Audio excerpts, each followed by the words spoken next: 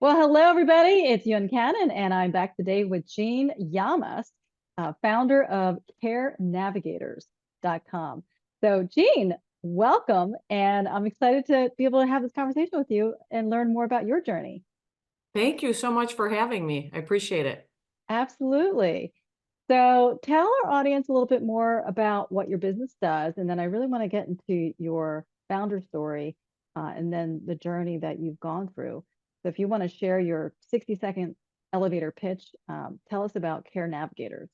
Sure. So we are a medical advocacy company. We're composed Mhm. of nurses, social workers, and medical advocates.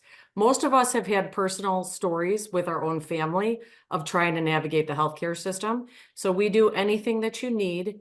We become almost a rent-a-family member. A lot of the services that are out there in healthcare are very siloed and very divided. We bring everything together.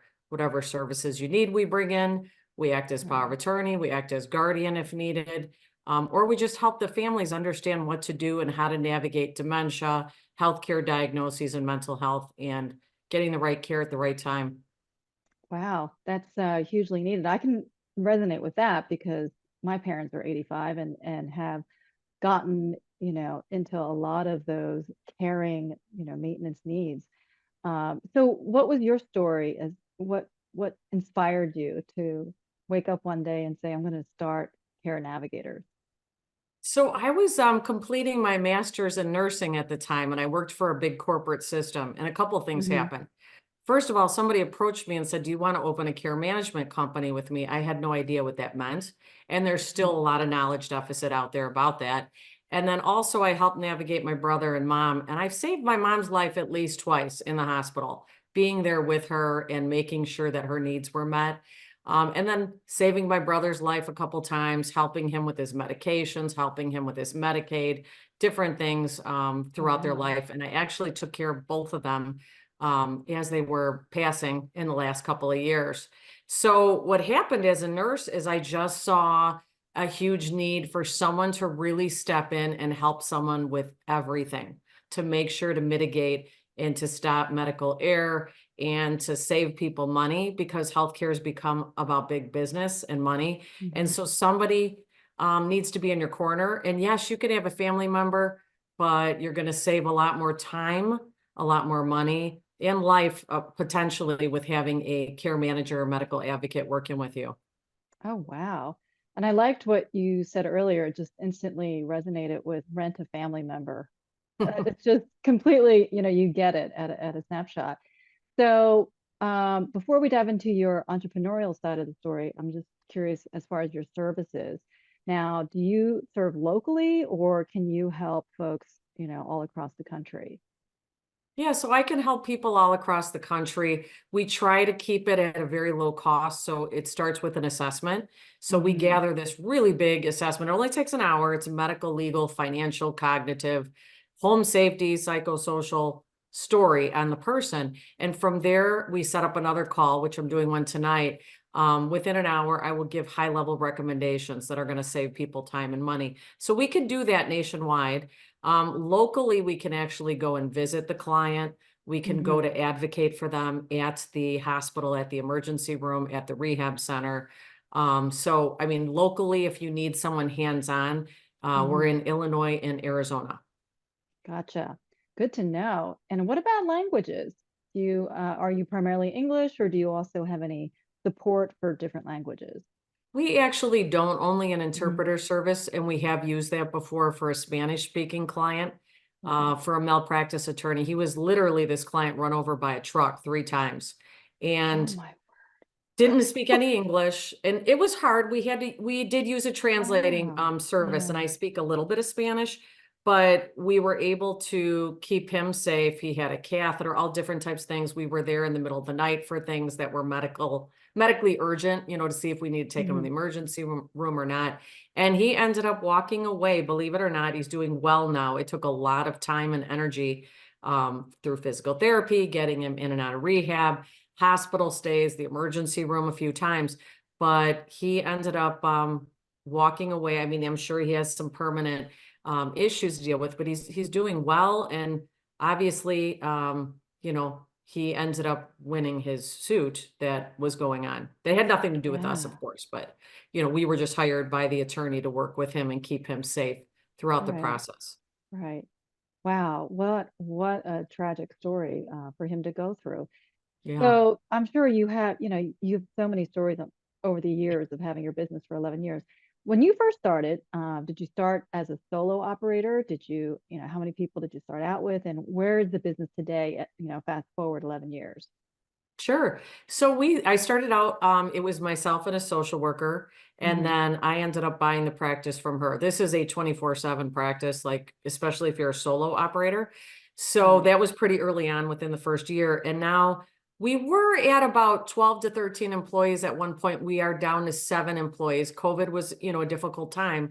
You Hmm. couldn't see people face to face. People didn't want you interacting with their parent in person because of COVID, Sure. concerns, right? And then we couldn't go in and out of hospitals. We had to do everything telephonic. So we're at 7 employees now. I don't usually see clients. I have been a little bit lately again. Hmm. Um, but yeah, we have there's 3 of us nurses on board. There's a few social workers, there's medical advocates, and then I have a director of operations who also does sales. Gotcha. So you grew to 12 or 13, and then yes, a lot of businesses also scaled back, went back a few steps from COVID. What was the big, if you think about the whole 11 years, what would you say has been the most difficult challenge that you had to overcome? And then what did you do to overcome it? Sure, sure. So I'm still working through this. So the most difficult thing for me is hiring people. And that's Mm. for a multitude of reasons. Number one, you have to find someone who is very empathetic, who gets along with people, who listens well, who communicates exceptionally. They don't have to have medical background, but without it, it takes a lot more training, and then it takes a nurse working with the advocate.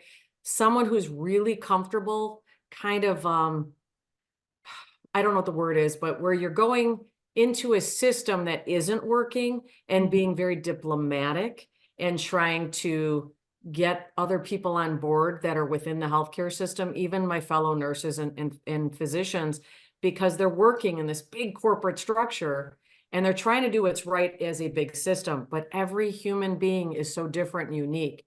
And Mhm. that's very challenging. People get very nervous talking to people or attorneys when we deal with guardianship and power of attorney when we're acting as a guardian.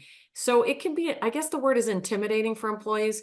Mhm. So the things that I've tried to do to overcome that is personality tests, we Mhm. have an orientation system, like, and within a couple of weeks, I will know if they're a good fit or not. And usually they're so passionate about coming in and doing this, but they get scared. They Mhm. get scared of the job and how difficult and emotional it is.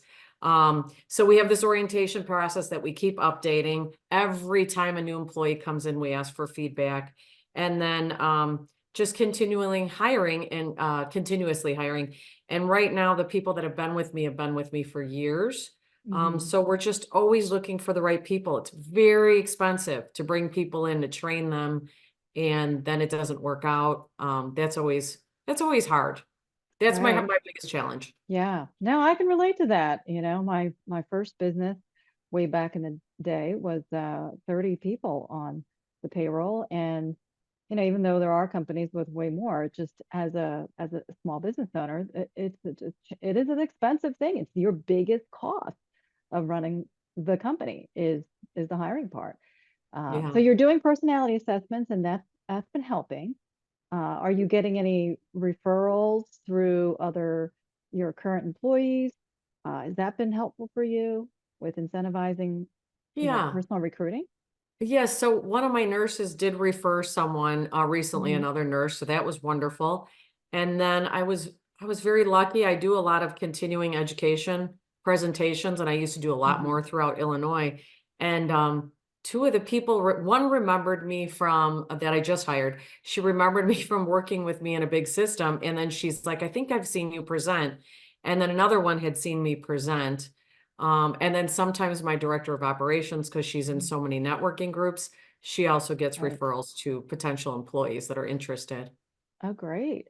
Yeah. So kind of dovetailing from what you mentioned with your employees being in networking groups, and it's great to be in that for recruiting people that you need. What has it been like as far as what's been working the best for you growing your business, bringing in new clients and new leads? What's been working for your business? So a number of strategies. Number one, Hmm. Facebook. Don't know if this is still current, but a couple years ago they said that is your best way to market and to strategize. Hmm. So we have a number of different services that we offer. One of them is neuropsychological evaluations that we have on our team. We have a doctor that does that for clients, and it's covered under insurance. People Mm, like things that aren't always private pay, right? So, sure. so we have like flyers that we put out on Facebook. We try to Hmm. stay active on LinkedIn.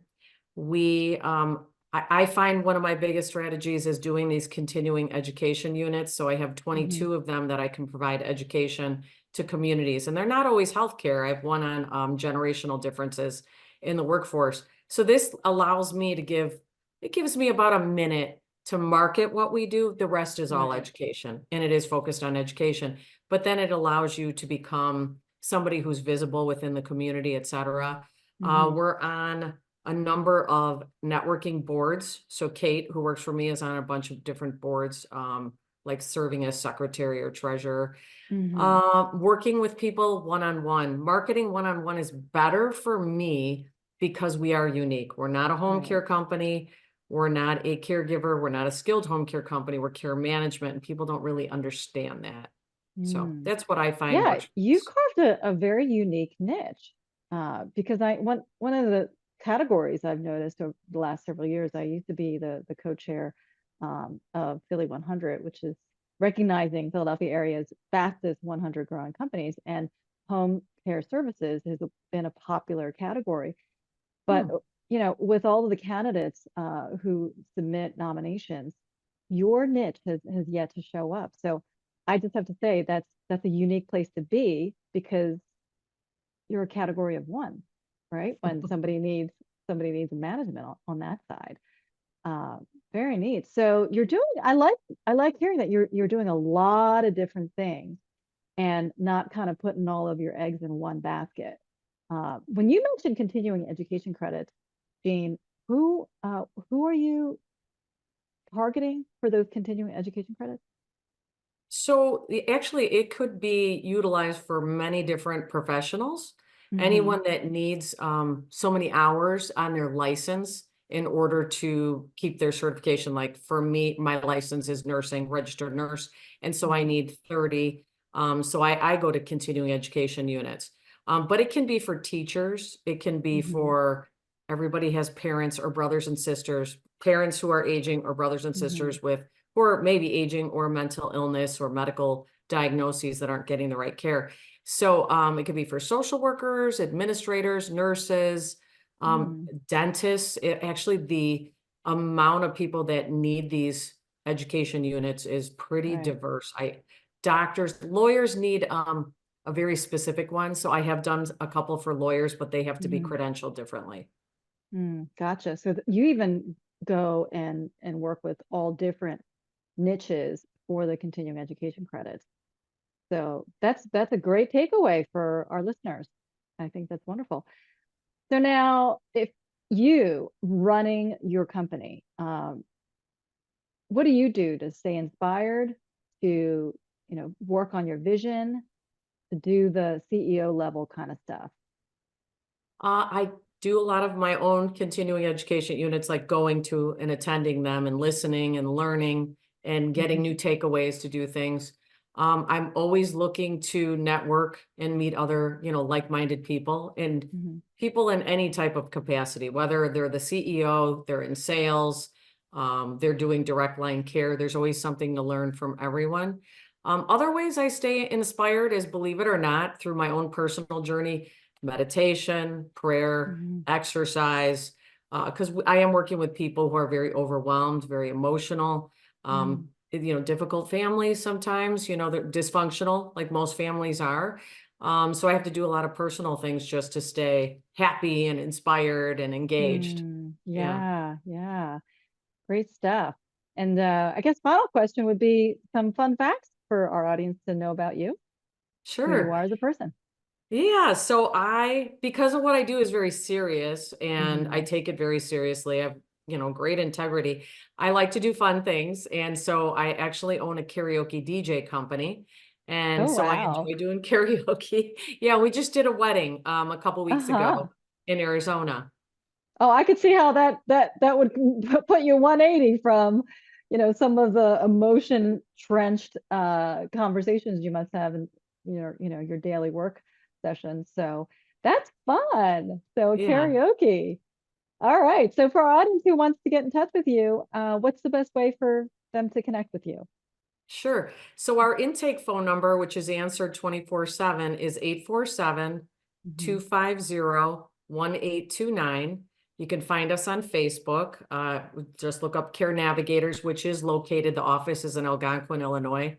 Or you could go to our website, www.care-navigators, navigators.com. All right, care-navigators.com.